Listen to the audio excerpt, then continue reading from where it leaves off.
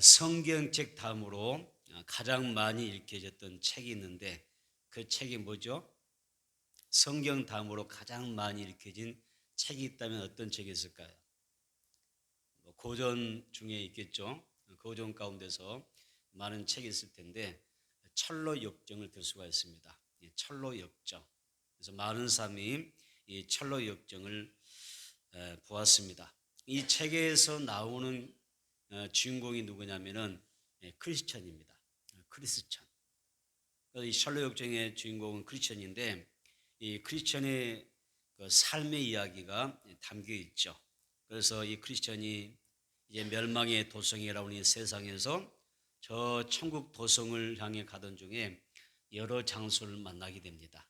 여러 장소를 만나게 되는데 가다가 낙담이라고 하는 늪을 만나게 되고요. 또 가다 보니까 죽음의 계곡이라고 하는 늪을 이 계곡을 지나게 되고 또 그다음에 허영의 거리라고 하는 그런 곳을 만나게 됩니다. 살아가면서 크리스천이 이 세상을 살아가면서 이렇게 낙담의 늪, 죽음의 계곡, 허영의 거리를 만나면서 살아가게 됐죠. 그래서 크리스천이 이런 여러 장소에서 온갖 위험도 겪게 되고 또 많은 그런 시험과 유혹을 받게 됩니다. 그럼에도 불구하고 크리스천은 어떻게 살아요? 믿음으로 이 모든 시험과 또 위험을 이겨내고 무사히 저 천국 도성에 도착한 이야기가 철로 역정의 이야기입니다. 이 이야기는 이 단순히 크리스천의 이야기가 아니라 오늘 나와 여러분의 이야기죠. 우리의 신앙의 이야기고 우리 인생의 간증의 이야기입니다. 그래서 내 평생 죄악의 도성이라고 하는 이 멸망의 도시에서 살아가고 있지만 우리는 어떻게 날마다 한 걸음씩 저 천국 도성을 향하여 나아가는 크리스천이라고 하는 이야기죠. 그런데 이 철로 역정인 대인 중에 이런 글이 있습니다. 이 크리스천이 이제 천국 도성을 향해서 길을 가는 길이었습니다. 길을 가는 도중에 길가에서 단잠을 자고 있는 세 사람을 만나게 됩니다. 천국으로 가는 그 길목에서 길가에 세 사람이 잠을 자고 있는 거예요. 그 길목에서 잠을 자고 있는데 이 사람들 이름은 무지라는 사람, 이름이 무지입니다.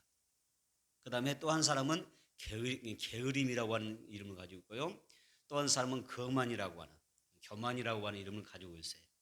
그래서 크리스천이 이제 멸망의 도시에서 저 천국 도성을 향해서 나갈 때에 길을 가다가 보니까 이런 무지의 사람, 게으름의 사람, 거만한 사람이 깊은 잠에 자고 있는 거예요. 그래서 그 영혼들을 보면서 크리스천이 막 불쌍하니까 다가가서 막 흔들어 깨웁니다. 여보시오, 일어나시오. 지금 당신들이 누워 자고 있는 이 자리는 너무 위험한 곳입니다. 내가 그러면서 보니까 이 세 사람의 발목에 뭐가 있냐면 착고가 수갑이 채워지는 거예요. 쇠고랑이 채워지는 것입니다. 그래서 흔들어 깨면서 내가 당신들 그 발목에 있는 쇠고랑을 풀어줄 테니까 어때서 한번 풀어보려고 하니까 일어나서 함께 가자고 막 재촉하면서 깨웁니다. 그러자 이 세 사람이 눈을 뜨고 이 크리스천을 바라보죠. 힐끗 쳐다보면서 좀 희한한 사람이 앞에 있는 것처럼 이상하다고 하는 생각, 귀찮다는 듯이 한마디씩 하는 것입니다. 먼저 무지라는 사람이 말합니다. 위험하긴 뭐가 위험합니까? 위험하지 않다는 겁니다. 모르니까 그렇게 이야기하겠죠. 그 다음에 게으른 사람이 말합니다. 막 흔들어서 깨우니까 아이고 나는 좀 더 자야겠습니다 하고 또 잠을 자는 겁니다. 또 세 번째 사람은 누구냐면은 이 사람은 거만한 사람, 아주 교만한 사람이죠. 이 사람이 크리스천에게 이렇게 말합니다. 너의 일이나 잘하시오. 당신이나 잘하지 뭐 한다고 남의 걱정하고 있냐 그 말이에요. 당신이라 걱정하지 왜 사서 이렇게 남 걱정하고 있습니까? 우리는 누구의 도움도 필요하지 않습니다. 사람은 각각 자기 운명대로 자기의 삶을 살아갈 뿐입니다. 그러면서 이 세상의 무지와 게으름과 금연한 사람이 그냥 길거리에서 잠을 자는 것입니다. 그리고 더 깊은 잠에 빠져버렸죠. 그래서 이제 크리스천이 어쩔 수 없이 이 깨우는 것을 포기하고 천국 도성을 향해서 그런 길을 떠나가게 됩니다. 그리고 무사히 마침내 천국 도성에 입성하게 됐죠. 오늘날도 우리 주변에는 이런 무지란 사람이 있습니다. 그리고 게으른 사람이 있고요. 거만한 사람들이 많이 있습니다. 미국의 교회 성장학자 이 맥가보이라는 사람이 있습니다. 이 맥가보이라는 사람이 이런 말을 했습니다. 교회마다 교회 안에는 약 10%의 이런 잠든 영혼들이 있다고 그랬습니다. 그럼 교회 안에는 무지의 삶이 있고 게으른 삶이 있고 영적으로 거만한 삶이 있다는 것입니다. 그래서 약 10% 모든 교회는 그 교인들 가운데서 약 10%는 깊은 잠에 빠져 사는 사람들이라는 얘기예요. 신앙생활을 하고 있지만 아니면 교회를 다니는 것 같지만 영적으로는 아주 깊은 잠에 빠져가는 삶이 있다는 것입니다. 바라기는 여러분 가운데서 약 10%의 잠들어 있는 영혼, 신앙의 잠을 자고 있는 그런 사람들이 여러분이 되지 않기를 축복합니다. 그래서 무지와 게으름과 거만한 삶에서 벗어나서 이제 우리가 신앙의 깊은 잠에서 깨어나서 천국을 향해서 힘차게 걸어 나갈 수 있는, 달려나갈 수 있는 우리 모두가 되기를 축복합니다. 첫 번째 우리는 요한계시록에 보게 되면 라오디게아 교회가 나옵니다. 이 라오디게아 교회의 특색은 신앙의 깊은 잠을 자고 있다는 특성을 가지고 있습니다. 라오디게아 교회는 신앙의 깊은 잠을 자는 교회입니다. 성도들은 믿음이 다 식어버렸고 뜨겁지도 차지도 않는 아주 미지근한 그런 신앙생활을 하고 있었습니다. 그래서 교회가 세속화됩니다. 거룩함은 사라지고 이게 뭐 교회인지 사회생활인지 우리가 신앙생활 하고 있는 것인지 아니면 뭐 세상 사람인지 분간될 수 없는 그런 세속화가 되어져 있고 영적 부패로 인하여 썩고 부패한 냄새나는 그런 교회가 되고 말았습니다. 그래서 예수님이 이런 라오디게아 교회를 향하여 살려내기 위해서 처방책을 내놓습니다. 처방전을 내놓는데 이렇게 제시합니다. 한번 볼까요? 요한계시록 3장 18절입니다. 요한계시록 3장 18절 같이 읽어보겠습니다. 시작. 내가 너를 구원하노니 내게서 불로 연단한 금을 사서 부유하게 하고 흰옷을 사서 입어 벌거벗은 수치를 보지 않게 하고 안약을 사서 눈에 발라 보게 하라. 아멘. 여기서 내게서 밑줄 긋고 별표해 놓으세요. 내게서가 누굴까요? 예수님입니다. 예수님에게서 내게서 뭘 사라고요? 밑줄 긋습니다. 금을 사라. 그 다음에 뭘 사라고 그랬어요? 흰옷을 사라. 또 안약을 사라. 이렇게 이야기합니다. 예수님이 라오디게아 교회, 이렇게 신앙이 깊은 잠에 빠져버린 라오디게아 교회를 향하여 처방전을 내놓는데 내게 와서 금을 사라는 거예요. 그리고 흰옷을 사라고 그랬어요. 안약을 사라고 그럽니다. 예수님은 라오디게아 교회 성도에게 이 세 가지를 반드시 사라고 말씀하고 있는 것입니다. 여러분 아주 특색 있는 말씀이죠. 금을 사라, 흰옷을 사라, 아까 뭐라고 그랬어요? 안약을 사라, 이렇게 말씀합니다.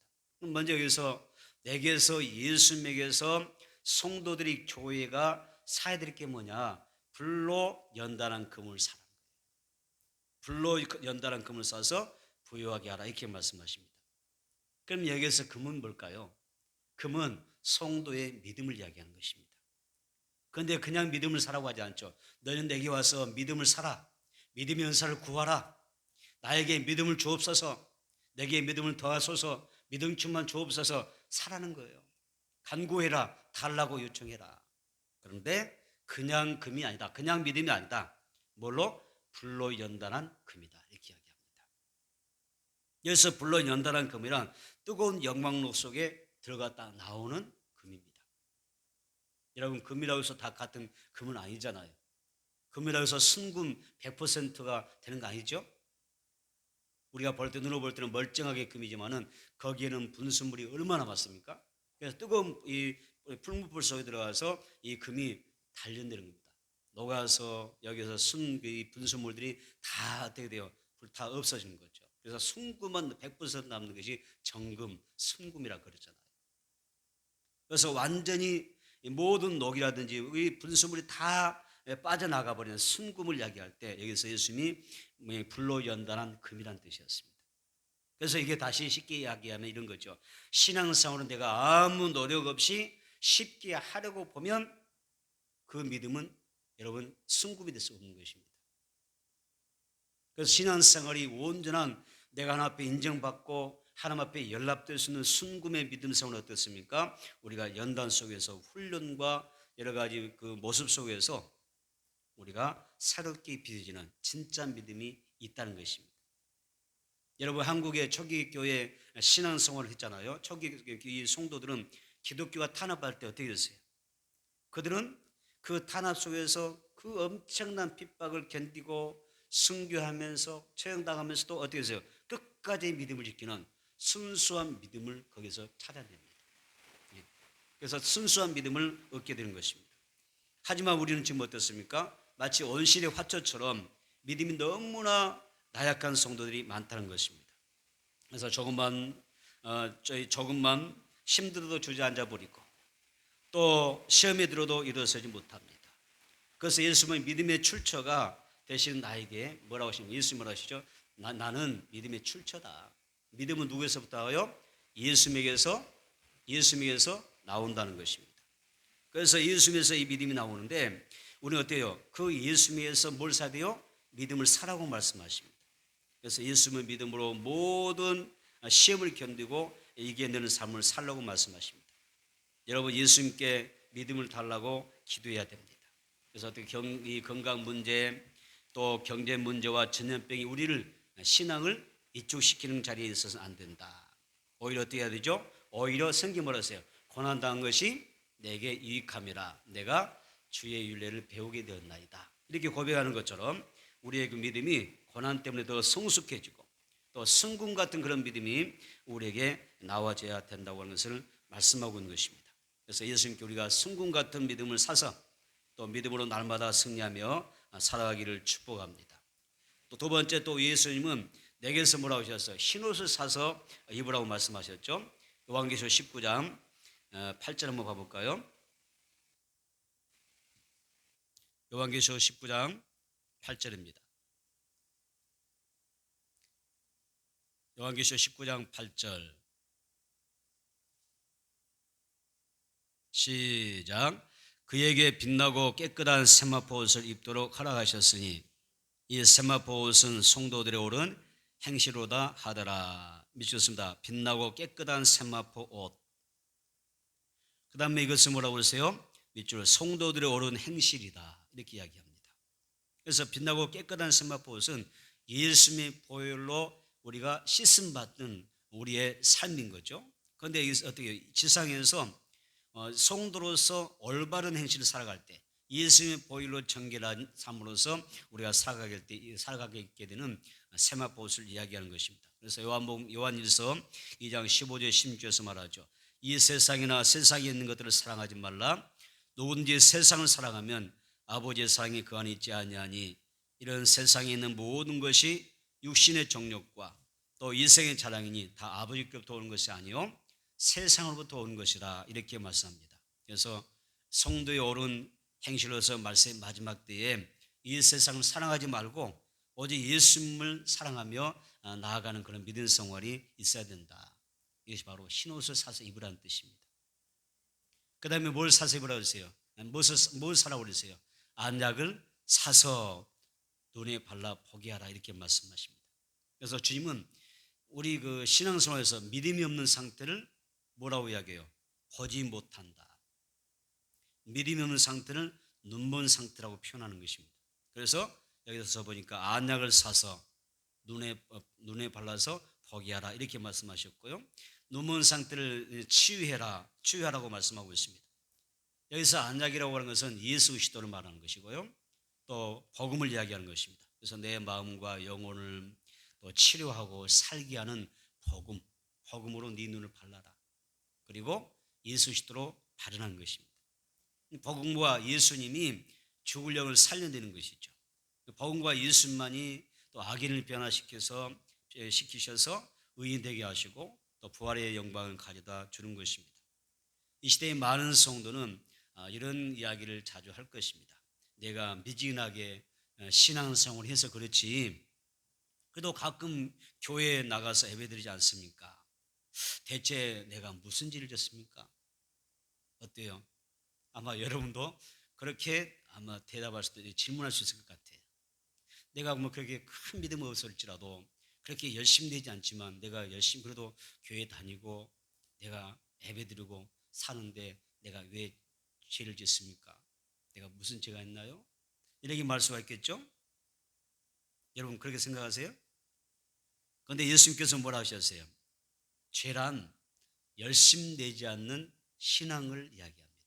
따라서 죄는 열심 내지 않는 신앙생활이다. 예수님은 그런 삶을 향하여 뭐라고 이야기합니까? 안약을 사서 내게로 와서 안약을 사서 눈에 발라서 포기하라 이렇게 말씀하시죠. 그래서 우리의 병든 눈에 복음의 안약을 발라서 고쳐야 한다는 것입니다. 그래야 건강한 데서 우리가 정확히 눈이 열려서 어떻게 돼요? 나를 볼 수가 있고 그리고 세상을 볼 수 있다는 것입니다. 예수님이 베드로에게 찾아왔습니다. 베드로에게 찾아와서 야 베드로야 바다 한가운데로 가서 그물을 내려라 그랬더니 베드로가 깜짝 놀랐잖아요. 이건 상식 바뀝니다. 내 경험 바뀝니다. 그렇지만은 잡힐 수 없겠지만은 주님이 말씀하시니까 내가 주님의 말씀에 순종하여 말씀의 의자에 그물을 내리겠습니다 라고 할 때 많이 잡혔잖아요. 거기 많이 잡혔을 때 베드로가 뭐라고 이야기하던가요? 할렐루야 아멘 주님 말씀에 순종할 때 이런 복을 받다뇨 이렇게 막 고백했나요? 아니죠. 주님 앞에 무릎을 딱 꿇습니다. 뭐라고 이야기하죠? 주여 나를 떠나소서 나는 죄인입니다. 안약을 받은 거예요. 복음의 안약을 받아서 예수라고 하는 이 안약을 딱 바르고 보니까 나는 죄인이요 예수님은 나의 주인이셨던 겁니다. 그래서 거기에서 베드로가 완전히 예수님에게 굴복하는 그런 모습을 우리가 볼 수가 있는 것입니다. 그래서 우리가 정상적으로 예수로부터 복음을 사서 눈에 바르게 되면 내가 보이는 거죠. 아 나는 죄인이구나. 나는 허물 많은 죄인이구나. 나는 실수투성이구나. 예수님만이 나의 참된 주가 되시구나. 예수님의 보혈로만 내가 죄에서 용서받고 구원받을 수 있구나. 이게 볼 수 있다는 것입니다. 오늘 우리에게 안약이 발라져야 될 줄 믿습니다. 그래서 건강한 눈이 되어서 제대로 내가 나를 볼 수 있고 세상을 보게 되고 나의 주 예수를 보게 되는 은혜가 있어지기를 바랍니다. 우리는 지금 암울한 이 시대 가운데 살아가고 있는데 이 시대를 어떻게 살아가야 될까요? 한번 찾아보겠습니다. 요한계시록 3장 19절입니다. 요한계시록 3장 19절. 요한계시록 3장 19절. 물론 내가 사랑하는 자를 책망하여 징계하노니 그러므로 내가 열심을 내라 회개하라. 아멘. 믿으세요. 내가 사랑하는 자를 책망하여 징계하노니 예수님이 책망하셨죠. 누구를 책망합니까? 사랑하는 자를 책망하시죠. 누구를 책망합니까? 교회를 책망하시죠. 그렇죠? 성도를 책망합니다. 뭐라고 이야기합니까? 믿으셨습니다. 그러므로 내가 열심을 내라 회개하라. 제가 뭐였어요? 열심 내지 못하는 신앙생활이었던 거예요. 그래서 열심 없는 너의 죄를 회개하라는 것입니다. 그래서 우리는 신앙이 자면서 깨어나야 됩니다. 왜냐하면 예수님은 열심 없는 잠잠한 신앙을 책망하시는 거예요. 우리는 마치 이 세상의 멸망의 도성이잖아요. 우리 이 멸망의 도시에서 길을 가는 사람들이에요. 나그네 길을 가는 사람들입니다. 어딜 향해서 우리의 영원한 본향이 영혼의 본향이 저 천국 도성을 향해서 가고 있는 것입니다. 길을 가고 있는데 우리 길가에 누가 누워 있었어요? 아까 무지라는 사람과 또 게으름이라는 사람과 이 거만한 사람이 잠을 자고 있잖아요. 그런데 그 발목에는 쇠고랑을 차고 잠자고 있잖아요. 꼼짝달싹하지 못하는 거예요.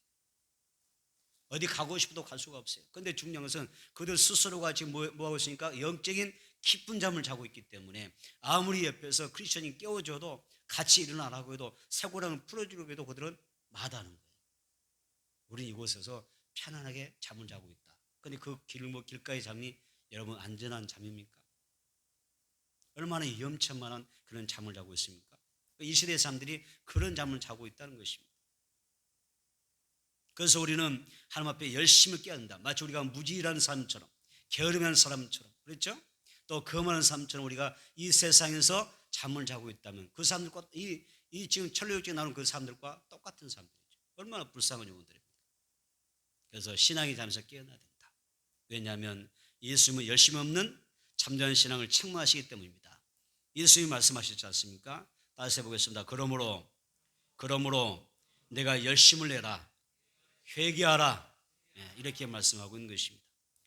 우리가 열심 있는 믿음 생활을 하게 되면 여러분 절대 신앙은 미지근할 틈이 보이지 않습니다. 마귀가 틈탈 데가 없겠죠. 또 우리가 껴있으면 마귀가 공격할 수가 없습니다. 그래서 내 삶의 모든 경내가 사방이 평안할 수밖에 없는 것입니다. 주님과 열심히 교제하며 또 세상을 살피면서 주님 오심을 기다리며 나아갈 수 있는 그런 신앙생활을 하기를 축복합니다. 자, 거기에 두 번째, 우리는 믿음의 경주를 하는 사람들이다. 다시 합시다. 우리는 믿음의 경주를 하는 사람들이다. 이걸 항상 여러분들이 귀담아 듣고 살았으면 좋겠어요. 히브리서 11장 1절 본문에 한번 가볼까요? 자, 히브리서 12장 1절입니다.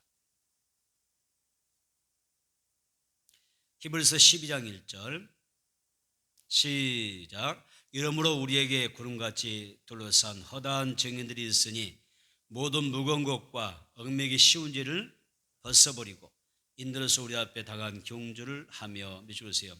인내로서 우리 앞에 당한 경주를 하며. 신앙은 여러분 경주하는 것입니다. 신앙은 달리기와 같은 것입니다. 그래서 여기 무거운 것과 또 얽매기 쉬운 죄는 뭘 이야기하죠? 내가 경주 달리기라는 삶으로서 방해되는 것들 있잖아요. 경주자가 경주하는 것을 방해하는 모든 장애물을 이야기하는 겁니다. 그래서 우리가 신앙의 경주를 하려고 하다 보면은 우리를 방해하는 그런 장애물들이 많다는 거죠. 그래서 그리스도인들은 앞에 있는 소망을 얻기 위해서 달려가는 경주자와 같기 때문에 그렇습니다. 여기 경주의 미주를 얻고요. 자, 경주도 여기에 별표 하나 넣으세요. 경주는 트레코라는 단어입니다. 트레코입니다. 트레코라는 단어가 사용됐어요. 트레코라는 단어는 어떤 뜻이냐면 달리다, 뛰다라는 단어입니다. 경주는 뭐라고요? 달리다, 뛰다라는 단어죠. 그래서 인내로서 우리 앞에 당한 경주를 하면 뭐예요? 신앙은 달린다, 뛴다는 뜻이에요. 신앙생활은 달려가는 거예요. 여러분의 신앙생활은 뛰어가는 것인 줄 믿습니다. 그래서 트리코라고 그래요. 이것을 좀 더 우리가 더 비유로 말하면 힘써 나가다, 애써 전진하다, 빨리 나가다, 이런 뜻을 가지고 있어요. 이 히브리서가 기록될 때 당시 그 로마 지역 초대교회 성도들은요, 믿음의 경주가 어려웠어요. 사실은 믿음의 경주를 한다는 것, 신앙생활 한다고 하는 것이 너무 힘들었어요. 왜 힘들었냐면은 그 당시 로마 제국으로부터 황제 숭배를 요구받습니다. 그리스도인들에게. 그런데 숭배는 우상이잖아요. 또 하나님 앞에 죄가 되잖아요. 그래서 로마 제국부터 황제 숭배를 요구받게 되는데 크리스천들이 이걸 거부합니다. 우리는 누구만 섬기면 되니까? 여호와 하나님만 섬기면 되니까. 황제 숭배를 할 수가 없는 것입니다. 그래서 거부하니까 로마 제국에서 어떤 일이 발생하냐면 오랜 기간 동안 이 기독교인들을 핍박하기 시작합니다. 그래서 64년에 특별히 네로 황제로 인해서 많은 성도가 고문을 당하게 되고 여러분 여기에서 처형을 당하게 됩니다. 그러니까 순교자들이 나오기 시작합니다. 많은 사람이 죽었다는 이야기죠. 이로 인해서 히브리서 12장 4절 5절 상반절을 보게 되면 이렇게 나와 있습니다. 너희가 저와 싸우되 아직 피 흘리기까지는 대항하지 아니하고 또 아들들에게 권하는 것 같이 너희에게 권면하신 말씀도 잊었도다라는 말씀이었습니다. 그리고 히브리서 12장 25절 상반절을 보니까 어떤 이야기냐면은 너희는 삼가 말씀하신 일을 거역하지 말라라는 말씀이었습니다. 다시 말하면 이렇게 황제 숭배 사상의 그 숭배에 거부하고 신앙의 절기를 지켜야 하는 사람도 있지만은 너무 이게 장시한 데다 보니까 어때요? 성도들 안에서 교회 안에서 뭐가 생기겠어요? 믿음에서 이탈하는 사람들이 생겨나더라는 거예요. 목숨 걸고 순교하면서도 믿음을 지켜내는 사람이 있지만은 그러나 오랜 핍박과 고문과 처형, 뭐 이게 사람을 죽이니까 그런 공포 속에서 많은 기독교인들이 어때요? 믿음에서 이탈하게 되는 거예요. 코로나가 발생했잖아요. 오래도록 코로나가 발생하니까 어때요? 처음에는 믿음을 잘 지켰는데 어떻게 해서는 잘 지켜보려고 했는데 어때요? 이거 길어지다 보니까 어떻게 돼요? 많은 사람들의 믿음이 해이하게 되고 그렇죠? 또 많은 사람들이 믿음에 이탈하잖아요. 한마디로 이 기차 열선, 이 기차 철로에서 탈선하는 일이 생겨나는 거예요. 끝까지 뭐 평안하면 믿음도 잘 지켜보겠는데 어려운 일 생기고 경제적인 어려움도 생기고 뭐 우리가 여기 질병에 노출되고 고통받고 여러 가지 제약이 따르고 하다 보니까 어떻게 사람들이 믿음이 뚝뚝 떨어지는 거예요. 그때 당시에 이런 삶이 생겨났다는 거예요. 네. 철저하게 믿음 지키는 사람도 있지만 반면에 믿음에서 있다는 삶이 생겨납니다. 그래서 히브리서 저자가 말하죠. 믿음의 경주를 힘쓰지 않으면 믿음을 잃어버릴 수밖에 없다는 거예요. 그래서 믿음의 경주를 내가 끝까지 감당하면서 믿음의 경주를 해야 된다라고 하는 선포가 바로 오늘 본문의 말씀인 것입니다. 사실 고문당하고 처형당할 때 또 전염병이 돌고 있을 때 내가 믿음의 경주를 하려고 한다면 그게 쉽겠습니까? 현실과 환경은 그렇게 쉽지 않잖아요. 그런데도 불구하고 성경 뭐라고 기록되어 있어요? 뭐라고 말씀했습니까? 트레코라고 이야기하죠. 믿음의 경주를 해라. 믿음의 트레코를 해라. 뭐죠? 뛰어라 달려라. 아무리 많은 장애물이 있다 할지라도 아무리 많은 고난이 있을지라도 장벽이 있다 할지라도 너희는 뭐라고 하죠? 뛰어라 달리라고 이야기하는 것입니다. 이것이 트레코라는 단어입니다. 그러니까 하나님이 우리에게 요구한 게 뭐예요? 고난이 있다고 해서 경제 어려움이 있다고 해서 전염병이 있다고 해서 너희가 어떻게 되죠? 위축되고 주저앉아버리고 포기하고 낙심하고 그런 거 원치 않는다는 이야기죠. 성경은 우리에게 하나님이 요구하는 건 뭐죠? 그것을 뛰어넘어 달리라는 이야기잖아요. 모든 장벽을 뛰어넘어라 트레코 하라는 이야기잖아요. 그래서 우리가 성경을 제대로 배워야 되고 정확히 봐야 되는 거예요. 우리 하나님 어느 선까지 우리를 용납해 주시고 수용해 주시고 인정해 주실까? 다 받아주시고 그래 이런 특별한 상황이니까 너희가 그렇게 하는 것도 내가 무방하게 특별한 상황이니까 내가 봐줄게 이런 하나님이시라는 거죠. 아니라는 거죠. 여기서 하나님은 신앙의 잣대, 말씀의 잣대라고 하는 것을 딱 되어 놓으시고 우리를 달아보신다는 이야기죠. 여러분 오늘 우리는 하나님 앞에서 영적으로 깨어나야 될 줄을 믿습니다. 여러분 성경은 달리라 뛰라고 말씀하지 않습니까? 어떤 상황에도 힘써 나가라 예서 전진하라 빨리 나가라 이렇게 말씀하고 있는 것입니다. 우리는 철로 역정의 크리스천과 똑같은 사람들입니다. 이 세상은 멸망의 도성이고 우리는 어디예요? 저 영원한 천국을 향해서 날마다 달려가는 사람들이거든요. 그래서 주변을 바라보고 주변의 사람들처럼 우리가 주저앉아 있을 수가 없더라는 것입니다. 여러분 예수만 한번 생각해 보세요. 예수는 어떤 믿음에 경주하셨나요? 트레코 하신 거죠. 고난을 당하지만 마지막 순간까지 최선을 다해서 어떻게 해요? 십자가의 길을 완성하셨잖아요. 십자가에 매달리셔서 가상 치료를 하셨는데 마지막까지 끝까지 사명 완수하시잖아요. 십자가에 매달리셔서 여러분 구원할 자는 구원하시잖아요. 한강들을 구원하시잖아요. 인류의 죄를 사시잖아요. 다 이뤘다 선포하시잖아요. 그리고 자기 영혼을 아버지 하나님 앞에 위탁하시잖아요. 내 영혼을 받아주옵소서. 트레코 하신 것입니다. 내가 고난당하지만 십자가를 지지만은 마지막까지 최선을 다하여 십자가의 길을 완주해 내시더라는 것입니다. 숱한 고난을 받고 십자가에 못 박히시면서도 예수님은 인류를 완성하셨다는 거죠. 우리는 그 예수님의 믿음을 본받는 사람들입니다. 히브리서 12장 2절 상반절 볼까요? 자, 히브리서 12장 2절 상반절 읽어봅니다. 시작. 믿음의 주요 또 온전케 하신 예수를 바라보자. 아멘. 그래서 예수는 믿음의 주예요.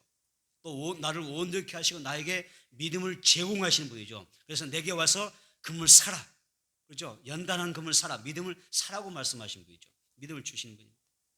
그래서 믿음의 주요 온전케 하신 예수를 바라봐라. 여기서 히브리서 기자는 예수를 바라보라고 이야기하죠.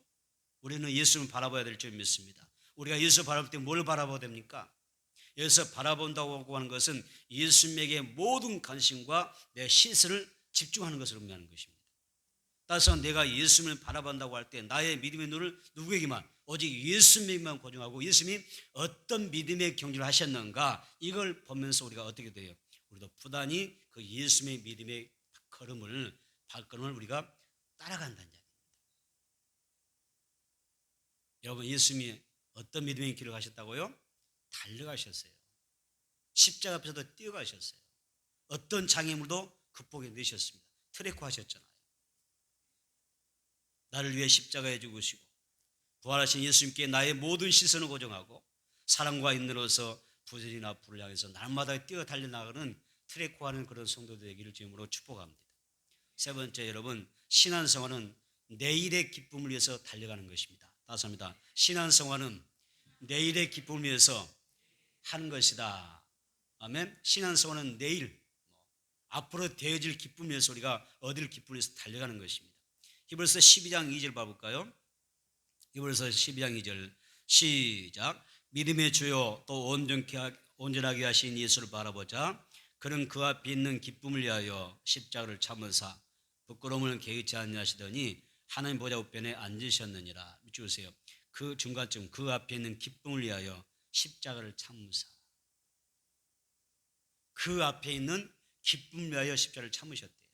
그래서 이 말씀에서 우리가 이 히브리서 12장 2절의 말씀에서 정말 우리가 쉽게 놓치는 부분인데 관심 있게 봐야 될 그 말씀 구절이 뭐냐면, 따라서 합시다. 그 앞에 있는 기쁨을 위하여 십자가를 참으셨대요. 예수님은 십자가를 참으셨어요. 그런데 십자가를 참으신 이유가, 그 고난 받으실 때 그 고통을 참으신 이유가 그냥 참는 게 아닙니다. 그 앞에 있는 기쁨을 위하여 참으셨다고 그랬습니다. 다시 말하면 내일의 기쁨을 예수님은 바라보시고 십자가를 참아내셨다는 것입니다. 그러면 예수님 이 말씀에서 그 앞에 있는 기쁨이 무엇일까요? 여기서 보면 하나님 아버지의 뜻을 이루는 것을 예수님은 기쁨으로 삼으셨어요. 다섯입니다. 하나님 아버지의 뜻을 이루는 것을 내 기쁨으로 삼았다. 그것 때문에 십자가를 참았다는 이야기입니다. 예수님은 기도문에서 제자들을 가르치셨잖아요. 아버지의 뜻이 하늘에서와 같이 이 땅에서도 이루어지기를 원합니다. 이루어지게 하소서. 이렇게 제자들 가르치셨죠. 또 어떤 말씀 하셨어요? 나의 양식은, 내가 살아가는 존재의 양식, 살아가는 이유가 뭐냐? 나를 보내신 아버지의 뜻을 행하며 하나님의 그 일을 온전히 이루는 것이다. 이렇게 이야기합니다. 예수님이 이 말씀처럼 하나님 아버지의 뜻을 이루기 위해서 이 땅에 사람의 몸을 입고 오셨습니다. 그리고 하나님의 뜻을 이루기 위한 그런 삶을 살아가셨고, 마침내 아버지의 뜻을 이루기 위해서 기꺼이 십자가에서 기쁨으로 매달려 죽으셨습니다. 여러분, 살다 보면 우리에게 어려움이 있죠? 어려움이 있고 때로는 고통도 있고 또 뭐 고난이나 시험 같은 거 있지 않겠습니까? 살다 보면 어려운 거 많잖아요. 여기다가 우리는 의미를 담아야 됩니다. 신앙의 의미를 담아야죠. 어떤 고난과 어떤 시험과 어떤 고통이 온다 할 때 나는 거기다 뭘 담아요? 하나님 아버지의 뜻을 이루기를 원합니다. 고난에도 아버지의 뜻이 있잖아요. 섭리가 있을 거 아니겠습니까? 나는 아버지의 뜻을 이루기 위하여, 하나님의 뜻을 이루기 위하여 나는 기쁨으로 이 모든 어려움을 참아내는 것입니다. 예수님 그렇게 사셨어요. 그러니까 시험 당해도 기뻤어요. 예수님도 제자들에게 그렇게 하시잖아요. 너희가 나의 이름으로 어떤 핍박을 당한다면 뭐라고 하셨어요? 핍박 당하면 뭐라고 하시던가요? 슬퍼해라, 뭐 절망해라, 낙심하라 이렇게 이야기하던가요? 기뻐하라. 누군지 나로 인하여 핍박을 당하거든 기뻐하라. 실족하지 마라. 실족하지 않는 자가 복이 있도다 말씀하시면서 뭐라 하셨어요? 나를 인하여 어떤 핍박 오면 기뻐하라. 왜? 하늘에서 뭐가 크니까? 상이 크니까.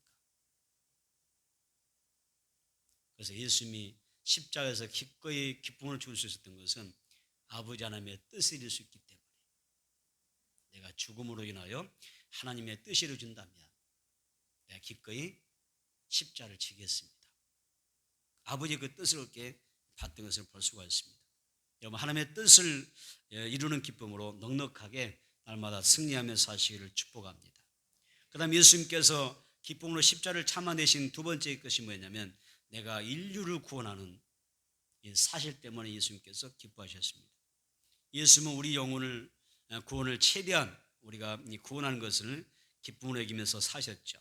그래서 영혼 구원을 위해서라면 내가 그 어떤 고난도 감수하고 이겨내셨던 것을 볼 수가 있습니다.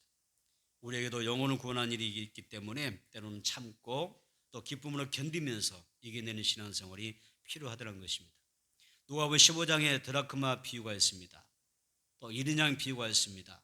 탕자의 비유가 있습니다.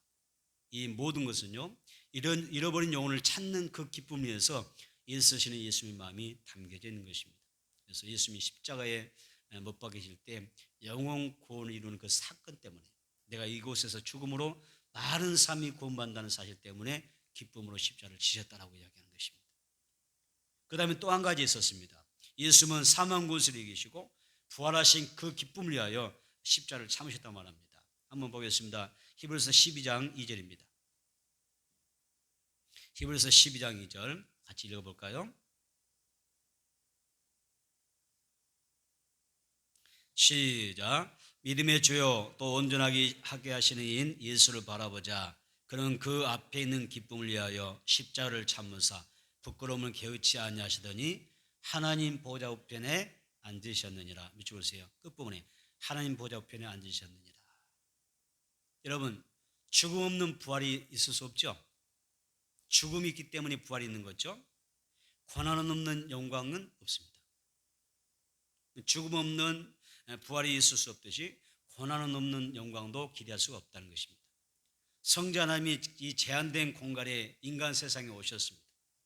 예수님이 땅에 오셔서 환영받고 존경받기보다 핍박과 조롱 멸시를 다 받으셨습니다. 창조주가 피조물에 의해서 조롱당했고 죄가 없으신 분이 죄인 취급받으셨고 피조물에 의하여 창조주가 사형 선고를 받고 십자가에 처형당하셨습니다. 상상할 수 없는 사건이 벌어졌습니다. 그러나 예수님께서 이 모든 고통을 참아내신 것은 죽음 후에 부활의 영광이 있기 때문에 다 인내하시고 받아들이신 것입니다.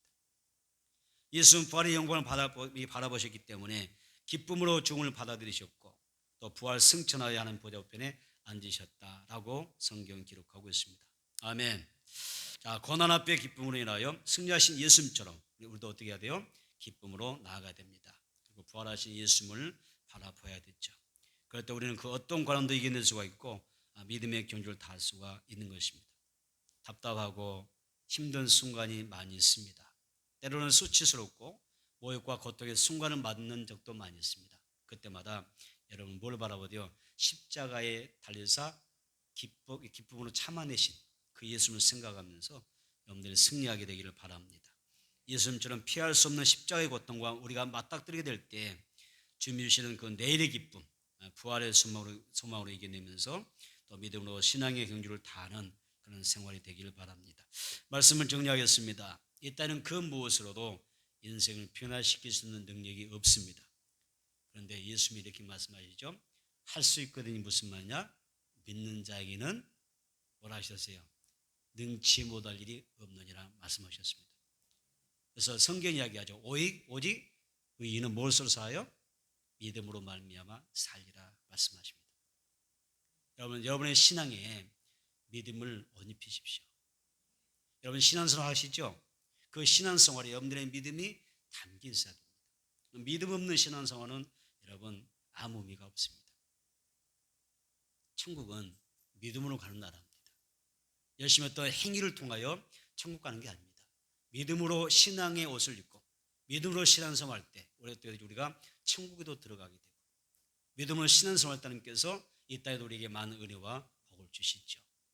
그리고 여러분의 삶에 영광을 주시고 여러분의 내세가 복되게 하시는 것입니다. 우리가 믿음으로 승리하신 예수님을 바라보면 테르코하면 우리도 예수님처럼 경주하게 되면 하나님으로부터 성령의 권능과 샘을 덧입게 될 것입니다. 그리고 그 힘으로 모든 역경을 돌파해낼 수가 있을 것입니다.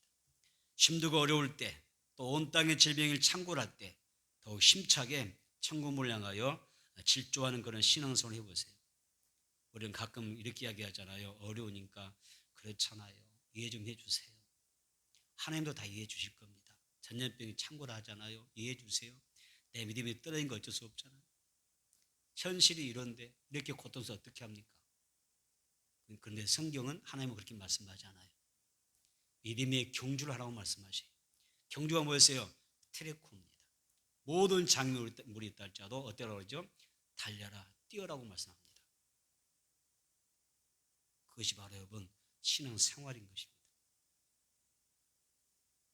앞만 보고 예수님처럼 여러분도 믿음으로 달려나가기를 바랍니다. 예수는 우리의 믿음의 주가 되시며 우리를 온전하게 하시는 분이십니다. 예수님처럼 믿음의 경주를 다하면 우리 또한 하나님의 보좌 우편에 서게 될 줄로 믿습니다. 하나님을 향한 절대적인 신뢰를 고백하면서 주님, 제가 믿음으로 날마다 이기며 나가겠습니다. 사명 감당하겠습니다. 내가 믿음으로 나 같은 죄를 통하여 하나님의 뜻이 이루어지기를 간절히 원합니다. 기도하면서 믿음의 경주를 잘 해내게 되기를 주의 이름으로 축복합니다.